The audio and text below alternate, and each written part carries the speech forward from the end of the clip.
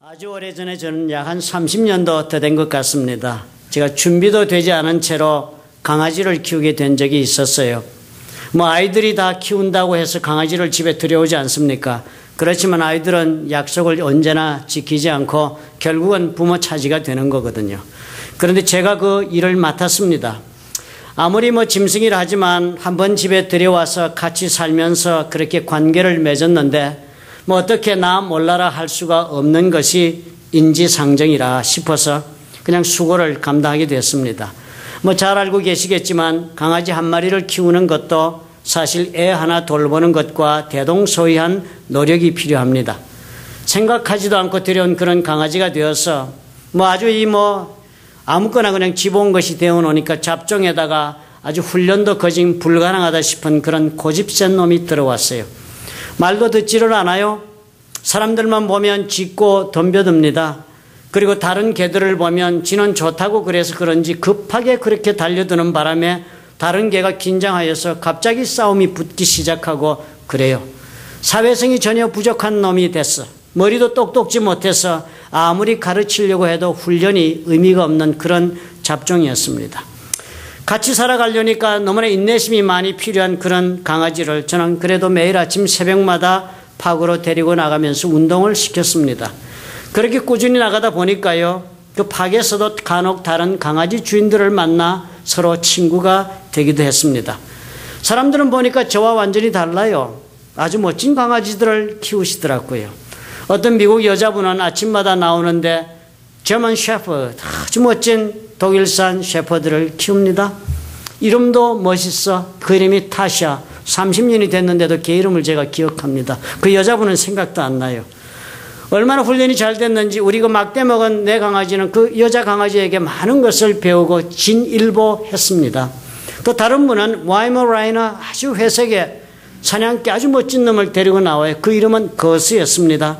프리즈비를 던지면 달려가서 물고 오고 주인이 뭐라고 그러면 그 말을 알아듣는 것 같아요. 얼굴 표정을 보면. 풀어놓아도 다른 것에는 전혀 관심을 쓰지를 않습니다.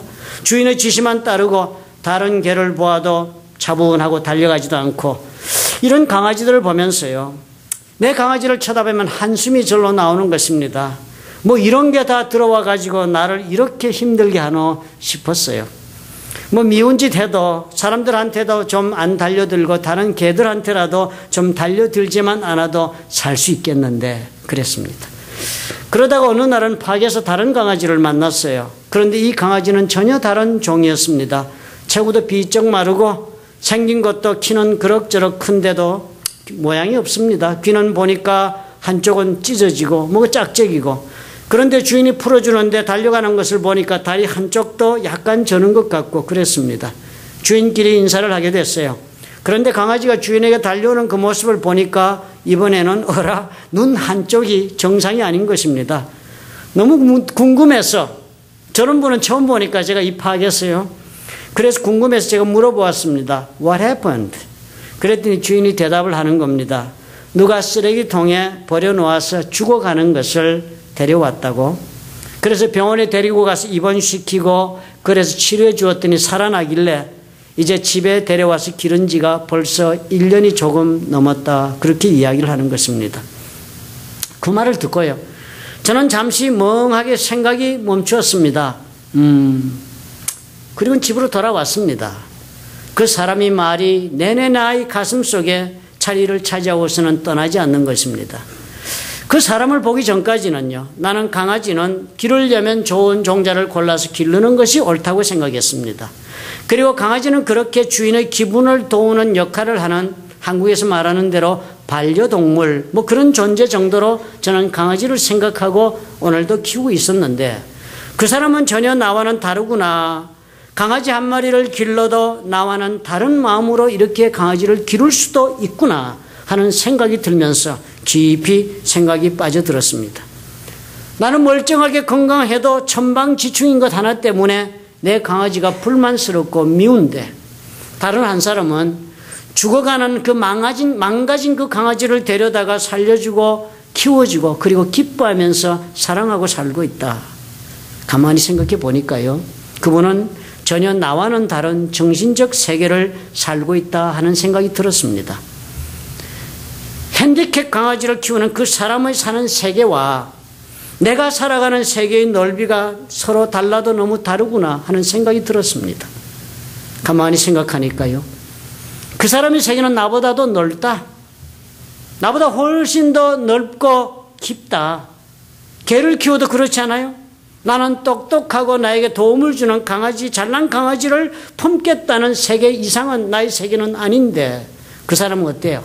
그보다도 훨씬 더 넓어서 좋은 개뿐만 아니라 핸디캡이 된 죽어가는 개까지도 자신의 세계 속으로 끌고 들어와서 품어줄 수 있는 사람이구나 생각하니까 그 세계의 넓이는 나의 세계보다 훨씬 더 넓고 깊고 풍성하게 느껴졌습니다. 그 사람 외모를 가만히 생각해 보니까요, 그렇게 매력 있는 사람이 아니었습니다. 저보다 열에서 빠지는 것 같아요. 똥배도 나보다 더 나오고, 머리는 나보다 더 많이 빠졌고, 안경은 도수가 짙은 것을 꼈더라고요. 그렇지만 가만히 그 사람 생각해 보니까 제 마음속에 참 매력 있는 사람이다. 한번 다시 만나면 참 반갑겠구나. 그 사람은 과연 어떤 인생을 사는지 한번 서로 대화하고 커피라도 한잔 나누고 교제해보고 싶다. 사람이 너무 훌륭해 보였습니다. 우리는요, 누구나 다 자신이 그려놓은 자기 세계의 경계선을 가지고 삽니다. 그렇지 않아요? 자기 세계가 있습니다. 나의 세계의 지도를 내가 내 마음속에 그려놓고 이것이 내 세계다라고 정하고 삽니다. 여기까지다 하는 경계를 짚고 우리는요, 바깥 세상과 관계를 맺으며 거기까지만 나아가면서 살아갑니다. 야생동물 가운데서도 이렇게 사는 종들이 많다고 하지 않아요? 캘리포니아의 흔한 야생곰 그리들리 베어, 이 곰들은요 자기 영역의 표시를 숲의 나무에다가 발톱으로 해놓고서는 그 영역을 지키기 위해서는 동족끼리도 피를 흘리며 싸우며 살아간다 하지 않습니까? 우리 교회 뒷마당에 여러분들 낮에 한번 놀러와 보십시오. 종종 날아드는 이쁜 허밍버드들이 있습니다. 자주 날아와요. 그 작은 새들이요, 헬리콥터처럼 그렇게 나니까 얼마나 이쁜지 모릅니다. 빨간 꽃에서 꿀을 따는 그 이쁜 새들이요. 보기에는 그렇게 이뻐도요, 영역 문제에 있어서는 대단히 격렬한 다툼을 하는 그런 종들이라 합니다. 피튀기게 싸우면서 산답니다. 그 이쁜 것들이. 자기 세계 속에는요, 자신이 허락하는 것들만 들어올 수 있는 것입니다. 그 외의 사람이나 종자가 들어올 때는 어떻게 합니까? 격렬하게 저항하지요. 그리고서는 저항을 물리치기 위해서 공격합니다. 그리고서는 결국 쫓아내어야 평안해합니다. 자기가 원하는 존재만이 자기 세계 속에 들어올 수 있는 것입니다.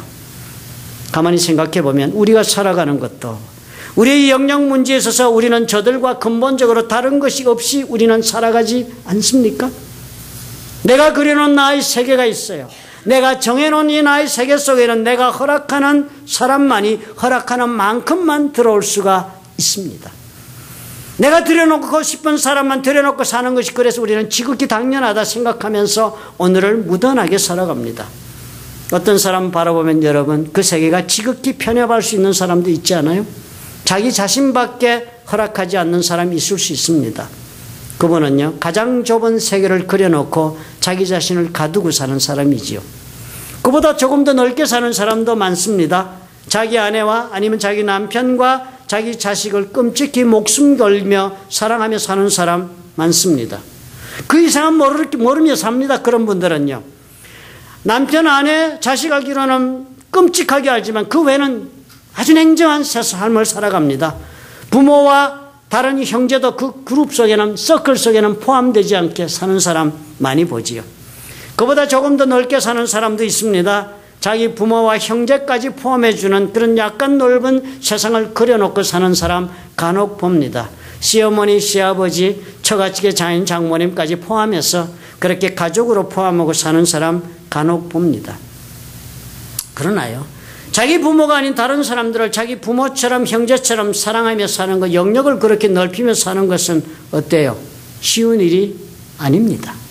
그런 경우를 보는 것은 드뭅니다. 또 그리고 말이죠. 자기 부모 외에 무슨 사람들이나 아내나 자식 외에 다른 사람들을 사랑하지 않고 그렇게 좁게 살아간다고 해서 그것이 사회적이나 도덕적으로 무슨 잘못이 되거나 죄가 되는 것은 결코 아닙니다. 사람들은 관여하지 않습니다. 내가 내 부모 위에 사람을 사랑하며 살든지 말든지 관심이 없어요. 내가 내 가정 밖의 사람을 사랑하든지 말든지 나에게는 이렇게까지 타인들을 사랑해야 한다고 강요하지 않습니다. 내 부모 이외에 내 형제 외 사람까지 사랑해야 할 의무는 없습니다. 이것은 동서고금을 막론한 진리가 아닙니까? 예수께서 사셨던 지금으로부터 그 2000년 전에도 동일했습니다. 지극히 당연한 생존의 법칙이었고 삶의 원칙으로 허락되는 그런 원칙 중에 하나였습니다. 그런 시절 예수님 어떤 사역을 하시며 사셨습니까? 찾아오는 수많은 사람들에게 하나님 나라에 대한 말씀을 가르치셨어요. 병든 자들 다 만날 때마다 아픈 마음을 가지고 다 고쳐주셨어요. 저들을 위해 할 수 있는 모든 일들을 다 하시면서 어느 누구도 하나 내치지 않으시고 다 품으시고 사셨습니다. 그러다 보니까 어때요? 우리가 이렇게 생각하기에 예수님은 자신의 평안과 주위의 많은 사람들의 그 제자들의 삶을 위해서는 거의 하는 것이 없어 보였습니다. 주님이 그 놀라운 능력을 행하시니까요. 그 주님의 능력과 그 인기몰이하는 모습에 매료되어서 그런 놀라운 삶 속에 나도 한번 동참해보고 싶다 싶은 매료되어 가지고 주님을 따르겠다는 사람들이 있기도 했습니다. 때때로. 그랬을 때 주님 뭐라고 답변하셨어요? 예수께서 대답하시기를 여우도 굴이 있고 공중의 새도 거처가 있다. 그렇지만 나는 머리 둘 곳이 없다. 그런데도 따라오겠느냐. 레디컬하지 않아요? 너무나 극단적인 삶의 방식 아니에요? 과격하지 않아요? 그 말 듣고 한 사람도 따라온 사람 없었습니다. 다 돌아갔습니다. 그렇게 살아가는 예수님의 이야기가 적힌 성경에서 예수님의 형제들과 부모에 대한 이야기가 함께 나오는 그 구절을 오늘 우리가 읽었습니다. 언제나 수많은 사람에 둘러싸여 살고 있던 예수님이셨어요. 그래서 예수님의 어머니와 동생들이 왔지만 금방 만나 주실 수가 없어서 문 밖에서 저들은 그냥 기다리고 있었습니다. 오늘 글을 보니까. 예수님이 그럼에도 불구하고 마냥 그 와 기다리는 어머니와 형제들에겐 신경을 쓰지 않고 일만 하고 계시니까 제자들 중에 한 사람이 너무 딱해서 예수님께 말씀을 했습니다. 보소서 주님, 당신의 모친과 당신들이 당신께 말하려고 섰나이다. 지금 무슨 할 말이 있어서 긴히 찾아온 것 같습니다. 하고 예수님께 말씀을 했습니다. 그랬더니 예수님이 어떻게 답변을 했습니까? 누가 내 모친이며 내 동생들이냐? 이렇게 냉정하게 답을 하신 것입니다. 그러시면서 그 말로 끝나지 않고 앞에 있는 제자들을 손으로 가리키시면서 내 모친과 내 동생들을 보라 그러신 것입니다. 얼마나 대단한 말씀을 하셨어요? 충격적인 말씀을 하신 거예요. 예수님에게 있어서 이 부모와 형제는 혈육으로 핏줄을 나눈 사이를 두고 지칭하는 그런 것이 아니라 주님이 설명을 하시는 거예요. 내 형제와 내 부모를 보라. 저기 서 있는 저분이 내 부모와 형제가 되는 것이 아니라고 말하는 것과 똑같은 표현하시면서 하늘에 계신 아버지의 뜻대로 하는 자가 내 형제요 자매요 모친이다. 이 말씀을 들은 어머니는 어땠겠습니까? 그 동생들은 어땠겠어요? 그러니까 예수님에게 있어서 이 부모 형제의 영역은 보통 사람들이 범위를 엄청 넘어갑니다. 그렇지 않아요? 그 영역이 어디까지 확대가 되었습니까? 가까운 이웃 사촌 포함도 아니고 넘어갑니다. 동족도 아니고 모든 것을 초월합니다. 누구까지? 하나님 아버지의 뜻을 따라 행하며 사는 사람은 누구든지 예수님의 부모요 형제가 된다 했습니다.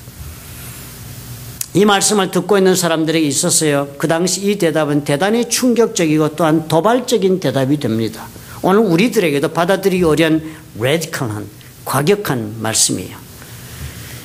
예수님은 이날 굳이 찾아와서 만나려고 무슨 할 말이 있어서 왔다고 성경이 기록하고 있지 않습니까? 예수님의 모친과 동생들이 그냥 온 것이 아니었어요. 특별한 일이 있었습니다. 이때쯤 예수님의 입장이 너무 심각했기 때문이에요. 예수님은 이미 바리새인들과는 골이 깊어질 대로 깊어졌습니다. 사방으로부터 위협적인 압박을 받기 시작하고 있을 때였습니다. 여러분, 우리가 읽은 구절이 마태복음 12장 46절부터 50절까지였습니다. 그때의 상황이 어떤지는 마태복음 12장 같은 장 앞절로부터 읽어보면 상황을 이해할 수 있어요. 그 초두를 읽어보니까요, 바리새인들하고 안식일 논쟁이 붙었습니다. 제자들이 밀밭을 지나면서 그 이삭을 잘라 먹으니까 그 안식일에 제자들이 이삭을 잘라 먹는 이 안식일을 범하는 행위를 했다는 것 때문에 바리새인들이 즉각적으로 그 선생되는 예수님에게 공격을 했습니다. 그런데 예수님이 대답을 하시기를 마태복음 12장 8절에 보니까 이렇게 답을 하세요. 인자는 안식일의 주인이다. 내가 주인이니까 내 제자들이 주인 것을 좀 손으로 잘라먹는데 그게 뭐 잘못됐냐 하고 바리새인들하고 정면으로 대립을 한 것입니다. 바리새인들 이게 충격적인 선언이거든요. 모세의 율법 이후에 이 사람들은 안식일을 지키기 위해 사투를 벌리며 살아가는 사람들입니다. 안식일을 제대로 지키지 않으면 사형에 처하는 나라가 이스라엘이었습니다. 그런 나라인데 정면으로 예수께서 이 바리새인들이 안식일의 규정을 지어놓은 것을 부인하면서 정면으로 반박을 하면서 다가오시는 것이니까요. 그러니까 이 사람들이 예수를 송사하려고 가만히 둘 수 없으니까 논쟁을 벌이려고 예수님께 다가와서 말을 합니다. 안식일에 병 고치는 것이 옳으니까 하고 도발을 했습니다. 그런데 예수님 뭐라고 그랬습니까? 회당 안으로 손 마른 자를 데려와서 그 말 듣더니 안식일에 굳이 그 사람의 질병을 고쳐버립니다. 그리고서 그 바리새인들에게 답하시기를 안식일에 선을 행하는 것이 옳다. 한 채 양보도 안 하셨어요. 그래서 결국은 바리새인들이 결론을 내립니다. 마태복음 12장 14절에 보니까 바리새인들이 나가서 예수님을 피해 다른 곳에 모여서는 같이 머리를 맞대고 의논합니다. 어떻게 하여 예수를 죽일고 의논했다. 바리새인들은요, 그 당시 그 사회를 이끌어가는 지도자 그룹이었습니다. 그 사람이 결정하면 실행할 수 있는 힘이 있었어요. 이 바리새인들의 눈으로 보면 어때요? 예수님은 도저히 모세의 율법에 따라 가르치는 분이라는 생각이 들지 않았습니다. 그러니까 되게 당연히 도전을 했습니다. 그래서 바리새인들은 이제는 모든 사람들에게 자신들의 영향력을 100번 활용해서 예수님을 부인하고자 일을 시작합니다. 바리새인들은 보고 가로되 이가 귀신의 왕 바알세불을 힘입지 않고는 귀신을 쫓아내지 못한다 하면서 많은 사람들에게 예수님이 하나님이 보낸 사람이 아니라 귀신에 사로잡힌 귀신의 왕이라고 설명을 했습니다. 예수님은 이런 바리새인들에게 더 이상 여유를 허락하지 않았습니다. 나와 함께 하지 아니하는 자는 나를 반대하는 자다. 나와 함께 모으지 아니하는 자도 나를 해치는 자다라는 선을 분명히 그으면서 사람의 모든 죄와 회방한 사하심을 얻되 성령을 회방하는 것은 사하심을 얻지 못한다라고 바리새인들에게 정면으로 칼을 들이댔어요. 예수님도. 어떻게 됐습니까? 이렇게 되니까 상대방은 죽이려고 모의를 하고 예수님은 정면으로 저들의 죄를 단죄했습니다. 벌어질 대로 벌어지는 거예요. 저들의 계획에 따라 어때요? 이제 앞으로 예수님은 곧 목숨을 잃어버릴 수도 있는 위험에 처한 때가 이때였습니다. 심각한 안전의 위협을 받으시면서도 한치의 굽힘도 없이 너무 과격하게 우리 아들이 나가고 있다. 너무 과격하게 우리 형님이 지금 나가고 계신다. 이렇게 하시지 않아도 되는데 싶어서 어머니와 동생들이 예수님을 찾아온 것입니다. 주일에는 그 세력들의 위협을 알려주고 대책을 세워야 하려고 찾아온 그런 어머니와 형제들이었습니다. 그런데 그런 사람들을 놓고 예수님이 이렇게 말씀하신 거예요. 내 모친이 누구라고? 저기 서 있는 저분들이 그분이냐? 내 동생이 누구냐고? 나를 찾아와 서 있는 저 사람들이 내 동생이라고? 그리고는 옆과 앞에 있는 제자를 가리키면서 너희들이 내 모친이고 내 동생이다. 그러신 것입니다. 충격적 발언 아니에요. 뭐 이런 사람이 더 있어 싶습니다. 그죠? 어떻게 들으면 예수님은 부모와 형제를 전혀 생각하지 않고 사는 이상한 사람으로 보입니다. 만약 그러시다면 예수님은요, 모세의 율법을 어긴 사람이 됩니다. 왜요? 10계명의 5번째는 내 부모를 공경하라는 계명이 있지 않습니까? 우리는 이 말씀 읽을 때 우리 예수님은 전혀 자신의 책임에 대해서는 무관심할 정도로 냉정하고 그런 일을 하려니까 그럴 수밖에 없다. 뭐 이렇게 우리는 쉽게 해석을 하고 말 때가 많습니다. 사실 뭐 성경의 모든 상황을 다 설명해 주고 있는 것이 아닌지라 또 자신은 이 책에서는 구분할 수 없습니다. 그러나 요한복음을 보면 이야기는 달라집니다. 요한복음 19장에 예수께서 십자가에 달리는 최후의 장면이 나옵니다. 십자가에 달리셔서 이제 정말 숨이 끊어지기 직전이에요. 그런 때 예수의 십자가 곁에 서 있는 사람이 있었는데요. 그 모친과 어머니 마리아지요. 이모 아마도 엘리사벳, 요한의 어머니인 엘리사벳일지 모르겠습니다. 글로바의 아내 마리아와 막달라 마리아가 서 있어요. 여자 4명이 죽어가는 예수님 쳐다보고 옆에 서 있었습니다. 십자가 위에서 이제 곧 주님이 이 말씀을 하신 다음에 자신의 영혼을 의탁하는 구절을 말씀하신 그 직전에요. 그 엄청난 고통의 순간에 가까이 서 있는 어머니를 보십니다. 예수님이. 그런 말씀을 해요. 여자요. 어머니를 부르면 그 당시는 여자요 이렇게 부르는 게 통상적인 호칭이었습니다. 여자요 보소서 아들이니다 하시면서 그 옆에 서 있는 요한을 지목을 합니다. 그리고서는 그 제자 요한에게 그 어머니를 가리키면서 네 어머니다 그랬습니다. 자신의 어머니를 요한에게 어머니로 삼아 모셔줄 것을 죽기 바로 직전에 맨 마지막에 사람들을 향한 이야기의 마지막 이야기가, 마지막 말씀이 자기 어머니를 제자 요한에게 어머니 삼아달라고 당부한 장면이었습니다. 그리고 그 후로 요한은 어떻게 살았습니까? 성경 기록하기를요, 그때부터 제자가 그 요한이 자기 집에 모시니라 성경이 알려줍니다. 평생 모셨던 거예요. 예수님은 누가 내 모친이며 내 형제니 하고 물으신 것은요, 자신이 스스로 자신의 혈육을 외면하고 사는 사람이라서 그렇게 살아야 된다 해서 하신 질문이 아니었습니다. 그보다 뭐였어요? 우리 예수님 자신의 동생이나 자신의 어머니뿐 아니라 더 넓은 의미에서 어머니와 형제들을 품고 사는 그 새로운 영역을 제시하신 말씀이었습니다. 누구나 다 그렇게 살지 않아요. 자기 자신의 부모와 자기와 혈육을 나눈 형제만 사랑하고 살면 족한 것으로 아는 것이 이 세상입니다. 그 세상은 창세 이후로 변하지 않았습니다. 그렇지만 예수께서는 이 범위를 확장시키게 하시려고 하신 말씀이었다는 것을 오늘 우리가 보게 되는 것입니다. 지금도 중동에서는 여전해요. 자신의 형제, 자신의 부모에 대해서 레위기에서 말하고 있는 것처럼 피의 보복은 하나님이 허락하신 것으로 알고 사는 데가 중동입니다. 그런 사람들 그때 예수께서 앞에 놓아두고 예수님은 누가 내 모친이며 내 형제냐? 보라, 그 누구든지, 그 사람이 누구든지 하나님의 뜻을 따라 살고자 하거든 그를 내 모친인 줄 알아라, 내 형제인 줄 알고 받아들이라 하시면서 자신이 그 엄청나게 넓은 세계를 제시하신 것입니다. 획기적인 발상이 아닌 거예요. 획기적인 발상. 내가 그어놓은 이 혈연의 세계를 예수님이 그냥 막 손으로 허물어뜨리는 겁니다. 내 형제로 내 부모로 모시고 살아달라고 예수께서 막 그 담을 허무시는 것입니다. 이슬람 교도들 지금요, 신앙이 같으면 다 형제라고 그 사람 믿고 자기 목숨을 폭탄으로 던지면서 테러를 대를 이어가면서 이 사람들 지금 계속하고 있습니다. 아직도 계속하고 앞으로도 40년 내지 50년은 더 계속할 것으로 역사학자들은 추정합니다.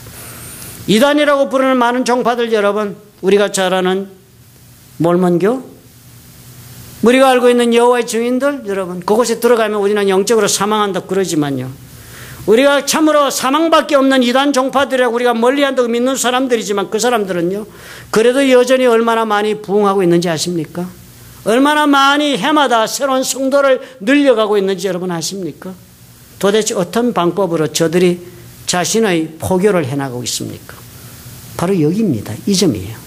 모두를 다 나의 부모로 그 사람들은 받아들이고 행합니다.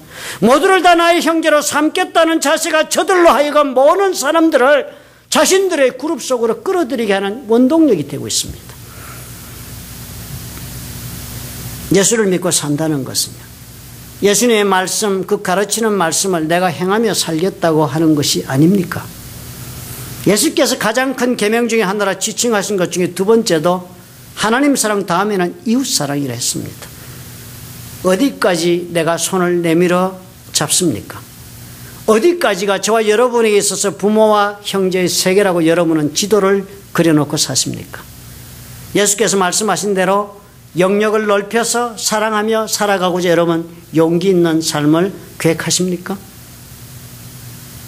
우리는 어쩌면요, 예수를 믿는다 하면서도 이기적인 지도를 내 마음속에 그려놓고 그리고 살아갑니다. 그리고 그 지도가 너무나도 협소하니까 그곳에 갇혀서 우리는 지친 삶을 삽니다. 사랑하면서도 우리는요, 어떻게 해요? 사랑에 지친 삶을 살고 있지 않은지 자신을 한번 돌아보십시오. 목숨 걸고 사랑하는 내 남편, 내 아내, 내 모든 것을 줘도 아깝지 않은 내 자식들 사랑하는 여러분 얼마나 지치셨습니까? 며칠 전에 한 평범한 사람에 대한 기사를 제가 읽어보았습니다. 87년도에 요 라미라드에 있는 바이올라 대학을 졸업했습니다. 그리고 지금은 리버사이드 시청에서 파이낸스 디렉터, 재정 담당으로 근무하고 있는 브렌트 메이슨이라는 사람의 이야기를 제가 짤막한 글을 읽어보았습니다. 이분이 하는 일은 시청에 가서도 하루 종일 숫자와 씨름하는 일을 합니다. 재정 책임자니까요. 10억이 넘는 리버사이드 시 예산의 수입과 집행을 책임져야 하는 그런 자리니까 아주 열심히 숫자를 다루고 하루 종일 숫자만 생각한대. 그런데 집에 가도 우리와 다르게 우리는 뭐 아이들 한둘 낳아 키우는데 집에 가도 숫자가 크답니다. 다루는 숫자가 애들이 10명이래요. 부인까지 11명, 자기까지 12명, 1,000 패밀리를 살고 있어요. 이렇게 사는 사람이요, 아이 넷을 두었을 때라고 합니다. 애 넷을 낳아서 기르다가 어느 날 아내가 이 브렌트에게 제안을 하는 거예요. 어린아이 하나를 우리 입양하면 어떻겠습니까? 그랬답니다. 아이 넷인데 아이를 입양해요? 저는 애 둘 키우다가도 절도할 뻔했는데 셋도 못 키우겠던데, 우리 둘째 딸이 셋을 키우는 애가 옆에서 보면 측은해 죽겠는데 너무 많이 낳았다 얘야, 이렇게 생각이 드는데, 그런데 넷을 낳았는데 또 입양이라니요. 부인이 그랬답니다. 부모 없는 아이를 데려다가 자식으로 삼아 키웁시다 라고 제안을 한 거예요. 너무 불쌍하다. 그래서 그 제안을 남편이 들어보니까 참 그 기특한 마음이다. 그렇게 하나 입양해서 키우면 참 우리가 마음도 좋겠다 싶어서 데리고 왔답니다. 그리고 한 명을 데려온 다음에 연이어서 5명을 더 입양을 하게 된 것입니다. 그러니까 자신의 생물학적 자녀는 4명인데 거기에 더해서 입양한 자녀 6명, 그래서 10명의 대가족을 이끌어가고 있는 것입니다. 처음에 입양기관으로부터 10살 난 아이 비극적인 얘기를 전해 듣고 우리가 그 아이를 입양해서 키우고 했을 때는요, 바로 그때부터 저들의 마음속에는 바로 이것이 하나님께서 우리에게 원하시는 일이겠지. 불쌍한 아이에게 우리 자녀만 살아날 것이나 우리 하나님께서 원하시는 대로 좀 영역을 넓혀 사랑해야지 하고 입양을 했답니다. 해놓고 보니까 너무나도 힘든 거예요. 사람의 힘으로 감당할 수 있는 일이 아닌 걸 깨달았습니다. 그러자 이분들이 기도한 거예요. 그러자 마음속에 이것이 다른 것이 아니라 바로 너희들에게 준 하나님의 콜링이다, 소명이다, 그렇게 생각하라. 하나님 말씀을 준 것 같더래. 그래 소명으로 알고 아이를 키우기 시작했답니다. 하나님께서 나에게 당부하신 일, 이렇게 키웠답니다. 그래서 입양을 했더니 그러고 보니까 처음에 3명을 더 여자아이를 입양할 때까지는요, 이 3명의 여자아이들 입양이요, 우리가 생각해 건강하고 키우기 좋은 아이를 입양한 것이 아니고 핸디캡 아이들을 입양한 것입니다. 처음부터 불쌍해서 부모가 내다버린 아이들을 자기가 데려와서 자식처럼 키운 것입니다. 3번은 셋째 아이들까지는 조금 핸디캡이 있는 아이들을 키웠답니다. 그런데 4번째부터는 마음에 결심한 거예요. 도움이 더 필요한 정도, 어느 누구도 돌아보지 않는 그런 아이들을 입양하자. 이왕 할 거면 제대로 입양해서 키우자 결심을 하고, 5번째부터는 심하게 핸디캡인 아이들, 도움이 많이 필요한 아이를 지난 여름에 데려오고 6번째는 이번 여름에 데려올 것이라고 합니다. 3명은 중국에서, 1명은 한국에서, 2명은 인도에서 입양을 했습니다. 모두가 다 핸디캡이에요. 나이가 아무리 들어도 홀로 살 수 있는 아이들이 아닙니다. 육체적으로 결함이 있어서 남의 도움이 없이는 살 수 없는 아이들, 부모 되기를 포기한 아이들에게 스스로 부모 되어 주겠다고 자청한 그런 입양을 한 것입니다. 이분이요, 이렇게 자신의 장래 계획을 말을 합니다. 나와 내 아내는 이런 정년퇴직을 하기를 원한다 그랬습니다. 정년퇴직을 빨리 하고 싶대요. 이런 정년퇴직을 한 후에 우리의 남은 삶을 우리가 입양한 아이들을 위해 쓰고자 합니다. 이 아이들을 사랑해주고, 그리고 이들과 사는 삶을 우리가 즐기고, 이 아이들 모두가 다 무엇보다도 예수 그리스도를 따르고 그리스도를 자신의 주로 삼고 살도록 그렇게 가르치면서, 그렇게 기도하면서 살고 싶습니다. 그거 하고 싶어서 일찍 은퇴하겠다 합니다. 손주들이 많이 생길 것을 기대합니다. 이 핸디캡들을 시집 장가까지 보낼 생각하는 거예요. 그리고 이들과 함께 사는 것이 매우 즐거울 것으로 우리는 기대합니다. 앞으로는 은퇴하면 내 이 어린아이들을 돌보는 사역께서 확장하겠습니다. 세계를 더 넓혀서 멕시코까지 가서 그곳에 있는 불행한 아이들 돌보는 일도 하겠습니다. 이분이요, 자신의 신앙을 이렇게 기자에게 고백을 합니다. 온 세상에 그리스도를 알리는 이런 질문해 볼 필요조차 없는 우리의 헌신의 약속이 되어야 한다. 우리가 예수 믿는다면 하나님 앞에 우리는 이 헌신의 약속을 해야 한다는 거예요. 누가 하고 누가 안 하고 이렇게 물어보고 선택적인 사안이 아니다. 예수 믿는다면 온 세상 사람들에게 그리스도를 알려야 한다. 이거 해야 한다. 그리고 그리스도를 전하는 일은 우리가 나이가 들어가면 갈수록 더욱더 큰 의미를 가진다. 의미가 점점 커진대요. 해보니까 내 마음속에는 그리스도를 전해야 하겠다는 이 생각이 깊이 박혀 있어서 오늘 하루도 나는 그 고귀한 가치와 그 원칙 때문에 하루를 사는 일에 새로운 의욕이 넘쳐난다. 놀랍지 않아요? 우리는 많은 경우에 이렇게 자신의 영역, 사랑의 베푸는 이런 영역을 넓히면 대단히 피곤해질 것으로 두려워합니다. 위기의식을 느낍니다. 그나마 내가 가지고 있는 것을 희생해야 된다 싶어서. 그렇게까지 할 필요가 뭐야? 내 코가 석잔데. 우리 변명 아닙니까? 나의 부모, 내 형제, 내 자식을 돌보기에도 힘이 붙이는데 그것도 못하는데 어떻게 내 세계를 더 넓히고 살라 하시는가 반문할 것입니다. 그러나 브렌트 메이슨의 고백을 한번 들어보십시오. 이 사람은 위대한 목사도 위대한 설교가도 선교사도 아무것도 아닙니다. 그냥 평범한 한 그리스도인입니다. 이분이 어떻게 고백합니까? 하루하루 자신에게 동기를 부여하면서 열심히 그리고 즐겁게 살게 하는 원동력이 나오는 곳이 있다 합니다. 그것이 어디라고요? 자신의 세계, 자식에 대한 자신의 세계를 넓힌 그곳에서부터 새로운 삶의 힘이 나에게 주어지고 있다고 고백하지 않습니까? 그리고 그 기쁨이 얼마나 크면 앞으로 일찍 은퇴를 하고 싶어 합니까? 그리고 은퇴한 다음에 조용히 쌓아놓은 연금 찾아가며 사는 것이 아니라 모든 삶의 자원을 동원해서 이 아이들을 돌보고 살 뿐 아니라 멕시코까지라도 다니겠다. 그런 마음을 먹습니까? 브렌트 메이슨, 자신의 영역, 자식들에 대한 자신의 세계 넓이 이렇게 확장한 것은요, 바로 하나님이 자신에게 주신, 자신에게 맡기신 소명이다. 그렇게 고백한 것입니다. 얼마나 값진 인생, 얼마나 그래서 의미 있는 인생, 그래서 얼마나 행복하게 사는가는 얼마나 넓은 세계를 내가 포용하겠는가, 얼마나 넓은 사랑의 영역을 개척해 나가겠는가에 달려 있는 것입니다. 내 영혼의 세계는 넓히면 넓힐수록 여러분 소진되는 것이 아닙니다. 내 영혼의 세계를 넓히면 넓힐수록 두려운 것이 아닙니다. 더욱더 풍성해지고 더욱더 사랑으로 견고해지고 더욱 가치가 있고 그래서 더욱 행복하게 된다는 사실을 여러분 기억하시기 바랍니다. 하나님으로부터 받으신 은혜가 있으십니까, 여러분? 오늘까지 살아오시면서요, 그래, 나는 정말 하나님의 이런 은혜를 입었다. 정말 하나님으로부터 그리고 또 나를 사랑해 준 많은 사람들로부터 또 그리고 교회로부터 나는 이런 은혜를 입었다 하시는 것이 여러분 있으십니까? 브렌트 메이슨처럼 여러분 이제 한번 여러분의 세계를 넓혀보시기 바랍니다.